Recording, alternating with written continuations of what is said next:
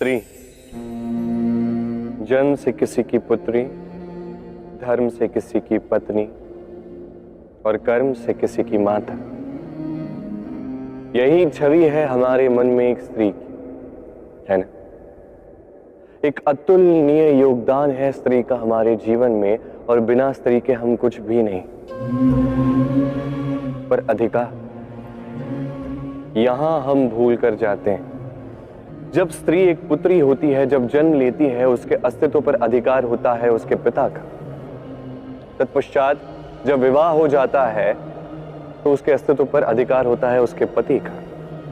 और जब वो माता बनती है तो स्वयं ही अपने समस्त जीवन का अधिकार अपने संतान को सौंप देती है। परंतु कभी क्या हमने ये सोचा है कि ये जीवन स्त्री का है, ये स्त्री सबका उद्धार कर रही है, उसके जीवन का अधिकार भी तो उसके पास ही होना चाहिए ना। वो स्वयं के जीवन के निर्णय स्वयं ले सकती, स्वयं अपना भाग्य रच सकती। और ये करने के लिए हमें स्वयं को बदलना होगा, सोच को बदलना होगा, क्योंकि ये सोच ये आज या कल की नहीं है, ये वर्षों से चलती आ रही है और वर्षों तक चलेगी यदि हमने इसे नहीं बदला। और हम तभी बदल सकते हैं जब हम स्वयं में आज परिवर्तन लाएं। आज के पश्चात, इस क्षण के पश्चात किसी भी स्त्री पर अकारण अधिकार स्थापित करने से पूर्व सहस्त्र बार सोचना, क्योंकि जब स्त्री अपना अधिकार छीनने पर विवश हो जाएगी तब केवल और केवल महाविनाश ही होगा।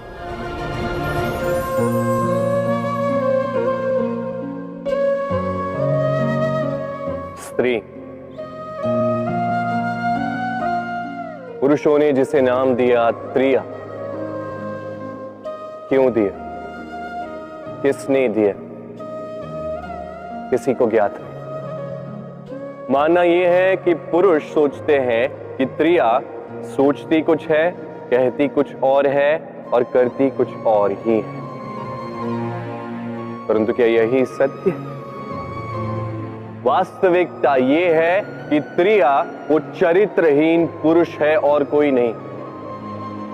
वो पुरुष जो स्त्रियों से कहते हैं कि आप माता हो, आप देवी, आप बहन हो, और सोचते क्या है? सोचते हैं कि ये स्त्री हमारे पांव की धूल है और कुछ नहीं। और करते क्या है? उनके सर पर, उनके केशों पर चूड़ामणि लगाकर सोचते हैं कि वो उनके चरणों की धूल है। स्त्री का मान भंग करते हैं, उन्हें दासी समझ लेते हैं। मत भूलिएगा, यत्र नार्यास्तु पूज्यन्ते रमन्ते तत्र देवता।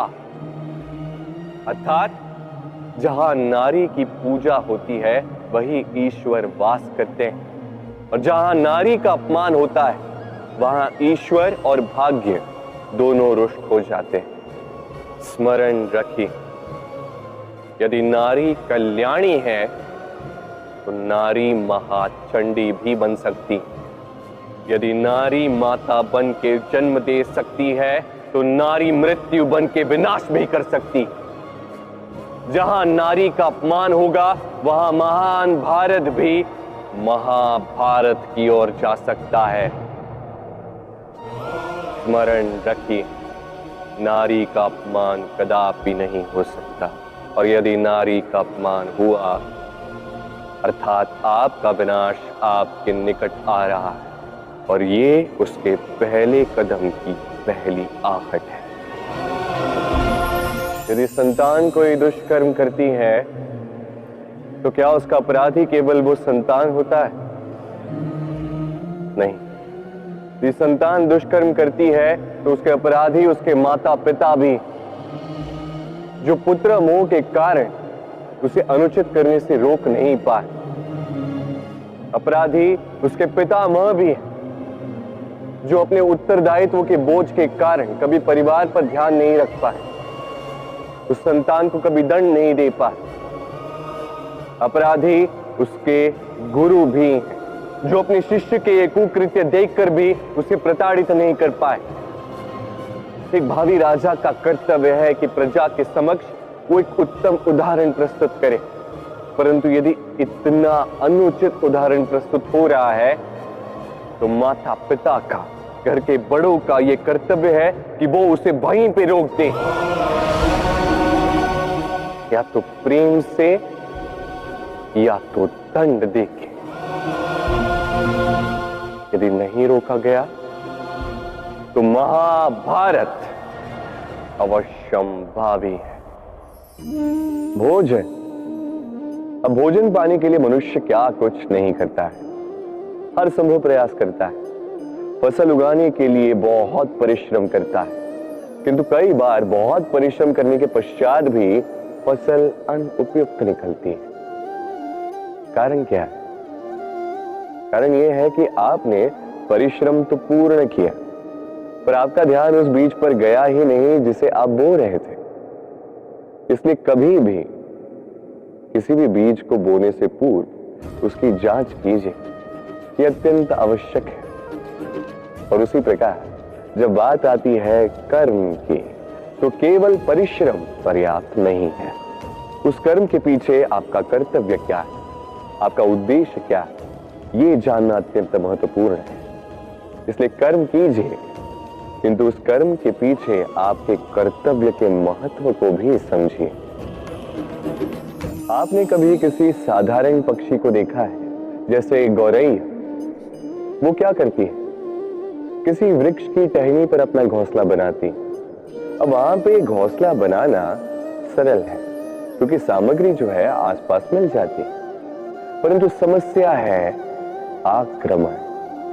कोई सर्प या कोई और पशु उसके घोंसले पे, उसकी संतान पे आक्रमण न करते, इस बात का भय होता है।